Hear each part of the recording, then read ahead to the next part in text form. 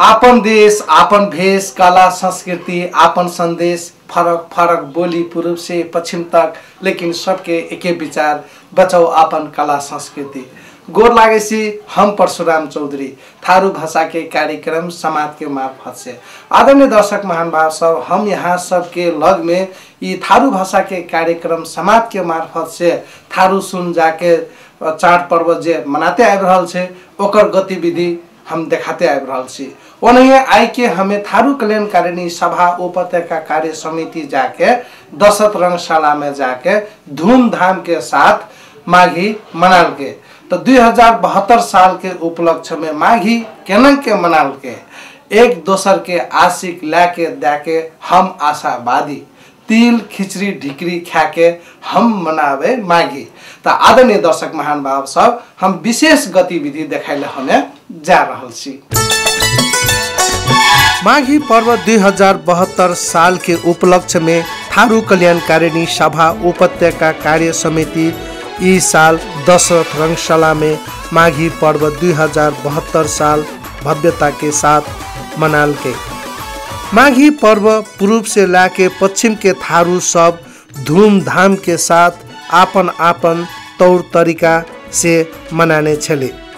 ये दिन तिल के लड्डू, मुड़ी के लड्डू, चिचरी, तरुल, घोंगी, झुना, काँखोर आदि परिकार सब खाके ई माघी पर्व मनाइ छे और विशेष परिकार सुन बना के खाइ छे।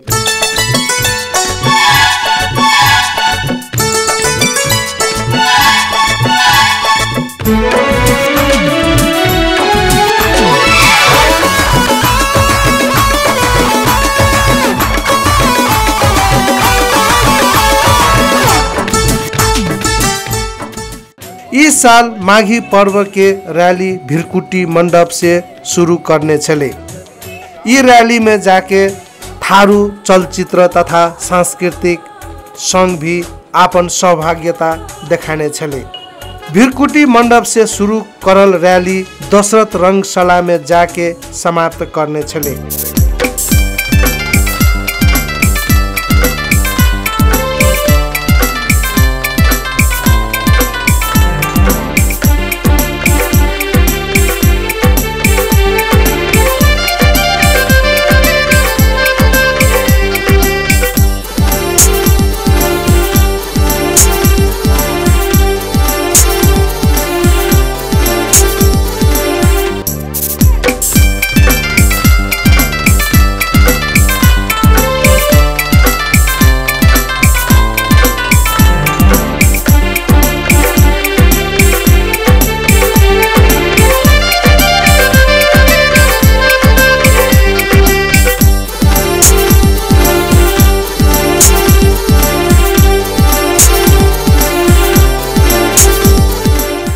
ये माघी पर्व 2072 साल के प्रमुख अतिथि सम्माननीय प्रधानमंत्री केपी शर्मा ओली करने चले।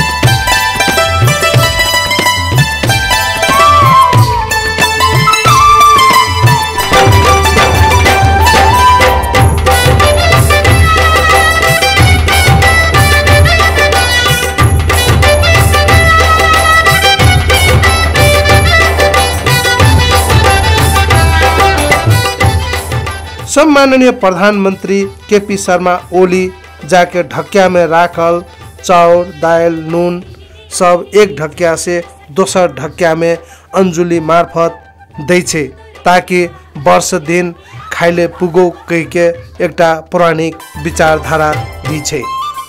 माघी पर्व 2072 साल के समूह घाटन सम्माननीय प्रधानमंत्री केपी शर्मा ओली करने छले।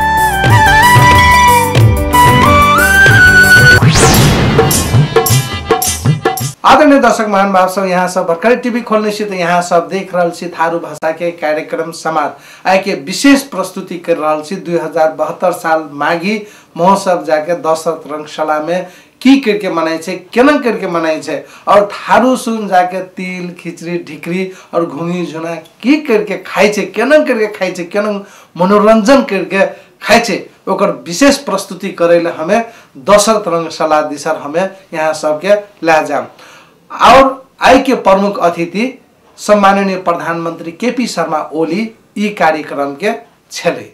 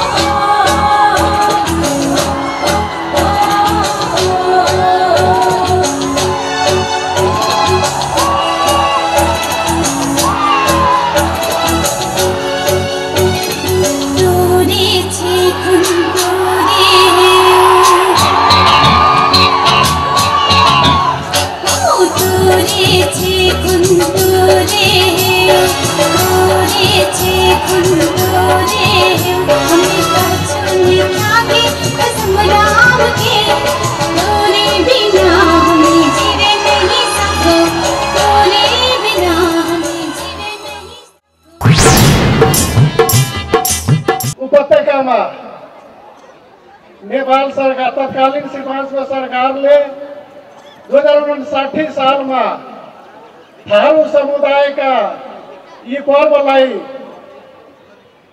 मनन गर्दै थारू कर्मचारीहरूको लागि एक दिन बिदा दिने घोषणा गर्यो। त्यसको निरन्तरता हुँदै 2064 सालमा सरकारले राष्ट्रिय पर्वको रूपमा रूपान्तर गरी थारूहरूको पर्वलाई राष्ट्रिय पर्वको रूपमा नामाङ्कन गर्नुभयो। र त्यही क्रममा हामीले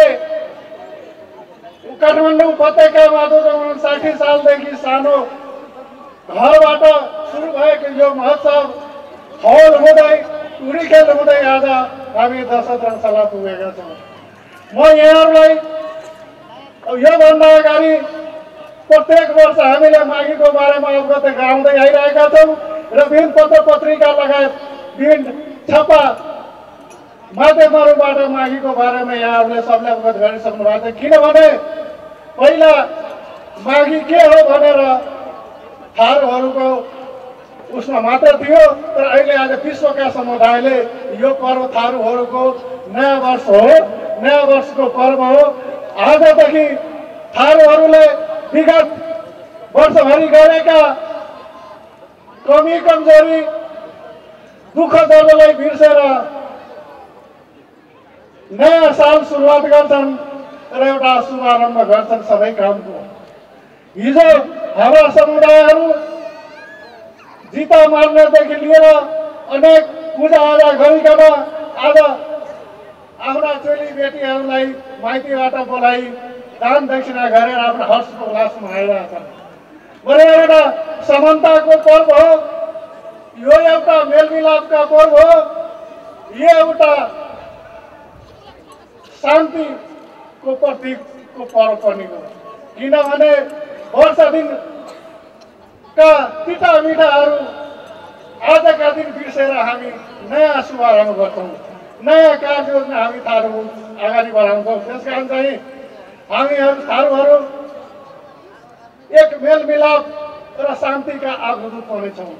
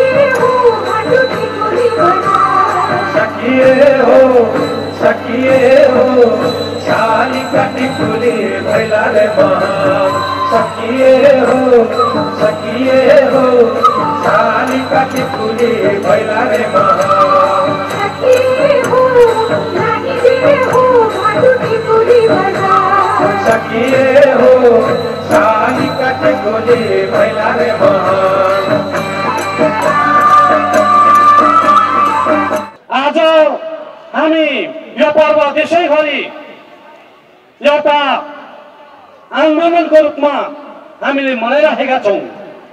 हामी विगत 4 महिनादेखि आन्दोलनमै होमेका छौँ। त्यसका बावजुद पनि यो हाम्रो जो संस्कृति छ, यो जुन हाम्रो कला कौशल छ, यसलाई संरक्षण गर्नको लागि, यसको प्रवर्धन गर्नको लागि, राज्यलाई यसप्रति ध्यान केन्द्रित गराउनको लागि हामी प्रायः प्रत्येक वर्ष यो पर्वलाई धुमधामको साथ मनाउँदै आएका छौँ। त्यस कारणले आज हाम्रो यो पर्वमा जो प्रमुख अतिथिको रूपमा हाम्रो सम्माननीय प्रधानमन्त्रीज्यू आउनुभएको छ, हामी साह्रै नै खुसी छौँ। यहाँ हामीहरू के अरे थारूहरूको पर्व मनाउने तपाईँहरूलाई मैले जानकारी दिलाउन चाहन्छु। यहाँका पहाडी दलित भन्दा पनि थारूहरू 10 कदम पछाडि छ। अर्थात् संविधानमा दिएको त्यो व्यवस्था मात्रै गरिदिए पनि जुन दलितलाई दिएको छ, त्यो आयोगलाई त्यो अधिकार दियो भनेदेखि हामीलाई सन्तुष्टि हुन्छ है।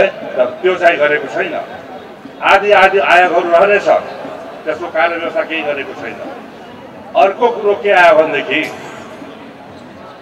3500 वर्षदेखि नेपाल बन्नुभन्दा अगाडि थारूहरू यहाँ तराईका बासिन्दा, अर्थात् Terai is the land of Tharu. थारूको त्यो जमिन हो, त्यो जग्गा हो, थारूको ल्यान्ड हो। र राणा शासन आउनुभन्दा अगाडि शाह वंशको टाइममा पनि शाह पृथ्वीनारायण शाहले जब जित्यो, सेन बन्धुहरू जुन राजा थिए त्यहाँ पनि विवाद छ। सेनहरू कोही थारू थिए, कोही थिएन भन्छ, तर एक्चुअली तिनीहरू थारूकै सन्तानहरू थिए।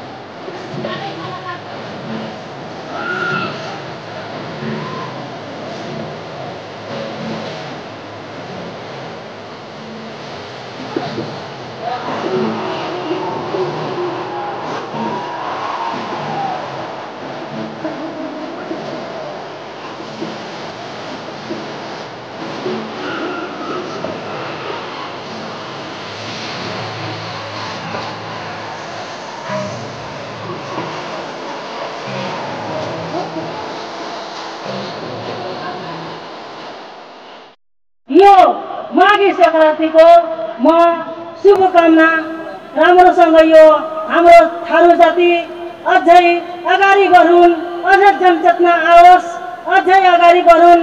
म यही शुभकामना दिँदै यो माघे संक्रान्तिको पनि शुभकामना दिँदै म 2 शब्द यही टुङ्ग्याउँछु। धन्यवाद। जय नेपाल। यी माघी महोत्सवमा जतेक भी दाजुभाइ दिदीबहिनी सब एठाम उपस्थित छे आयल छे, सबका माघी का शुभकामना दैत हम अपन 2 शब्द एठाम समाप्त गर्छी। धन्यवाद। सबका गोर लागै छी। नयाँ वर्षको साथसाथै यो मुलुक नयाँ संविधानलाई कार्यान्वयन गर्ने पक्षमा अगाडि बढेको छ। नयाँ संविधानका केही कुराहरू आइराख्दाखेरि पनि मैले थोरै नेपाल सरकारको प्रतिनिधिको हैसियतले थोरै भन्नु पर्दाखेरि पनि नेपाल सरकारले नेपाललाई एउटा सुन्दर, शान्त, समृद्ध नेपाल बनाउन चाहन्छ।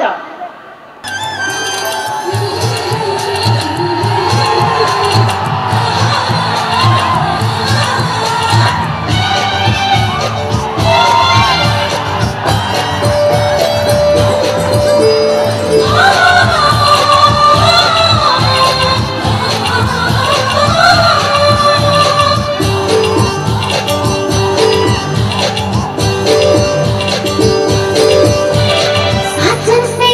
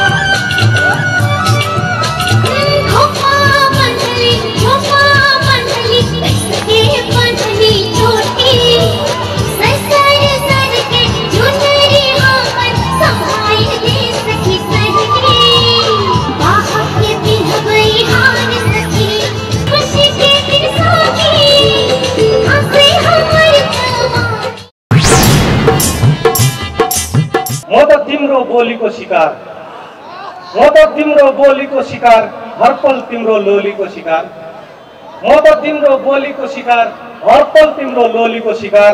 मजनुलाई लैलाले जसरी माया गरे, म त हर घडी तिम्रो डोलीको शिकार। खै त अब यसपछि हाम्रो मूल आयोजक समितिका संयोजक सत्यनारायण चौधरी सुमन। सबभन्दा पहिले यहाँहरू सबैमा म नेपाल सरकारको तर्फबाट, मेरो आफ्नो तर्फबाट पनि माघीको यस अवसरमा हार्दिक शुभकामना भन्न चाहन्छु। सबैमा धेरै धेरै शुभकामना र यहाँहरू मार्फत यस कार्यक्रममा सहभागी नहुनुभएका पनि देशभरिका र विदेशमा समेत पुगेका हाम्रा सम्पूर्ण थारू दाजुभाइ दिदीबहिनीहरूलाई शुभकामना भन्न चाहन्छु। त्यसै गरी सबै नेपाली दाजुभाइहरू दिदीबहिनीहरू सबैलाई शुभकामना भन्न चाहन्छु। यो माघी अथवा माघे सङ्क्रान्ति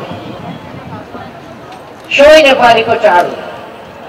विभिन्न ढङ्गले सबै नेपालीहरूले यसलाई मनाउने गरेका छन्। परिकारको केही थोरै भिन्नता होला, तरिकाको केही थोरै भिन्नता होला, तर हाम्रो संस्कृतिमा मकर सङ्क्रान्ति अथवा माघे सङ्क्रान्ति अब साधारणतया गर्मीतर्फ मौसम, गर्मीतर्फ लाग्ने त्यस मौसमको रूपमा मानिन्छ। थुप्रै ठाउँहरूमा, थुप्रै देशहरूमा यस अवसरलाई नयाँ वर्षको रूपमा मानिन्छ र थारू समाजले पनि यसलाई आफ्नो नयाँ वर्ष प्रवेशको रूपमा यसलाई मान्दछ र थारू समुदायको यो सबभन्दा ठुलो र महत्त्वपूर्ण चाडको रूपमा रहेको छ। यस अवसरमा तपाईँहरू सबैमा म फेरि पनि खुसियाली साट्नका निम्ति, शुभकामना साट्नका निम्ति र सबैमा शुभेच्छा व्यक्त गर्नका निम्ति यस अवसरलाई प्रयोग गर्न चाहन्छु। सबैमा धेरै धेरै शुभकामना। यो थारू माघी महोत्सव एउटा आफ्नो विविधता छ, यसमा संस्कृति, रहन सहन। हामी चाहिँ आन्दोलनको रूपमा भनेका छौँ, तर उद्घाटन सत्र यस्तो सत्र हो, सांस्कृतिक पक्ष त्यो संस्कृतिको पक्ष हो। उद्घाटन सत्रमा कतिपय कुराहरू जुन थारूमा अहिले जुन यो 4 महिनाको दरमियानमा थारूमा जति मुद्दा लागेको छ त्यो अरू जातमा मलाई जस्तो लाग्छ लागेको छैन। तलमा बसोबास गर्ने थारू जाति, मधेसी दलितहरूलाई मात्रै आन्दोलन गर्नुपर्ने छ। यो सरकारले बुझिदिनुपर्ने कुरा के हो भने यदि थारू जाति र मधेसी जातिले सरकारसँग कुनै हिस्सा मागेको छ, म भिन्दै बस्छु भन्ने कुरा जुन सरकारलाई जुन मनोभावना र जुन चिन्तनमा हुनुहुन्छ उहाँहरूले भरसक यो कुरा नसोचे हुन्छ। आदरणीय दर्शक महानुभाव सब, यहाँ सबसँग निक निक बातचीत करे मन लागल रहे, लेकिन की करबे समय ककरो लागि हसियाल नहीं रहे। लेकिन बचा करेसी दोसर मंगल दिन यहाँ बखत यहाँ समय हम परशुराम चौधरी यहाँ सबके टीवी सेट में येबे करबे। तातली के लागि हमर टीम सहित हमरा विदा दियो। गोर लागेसी।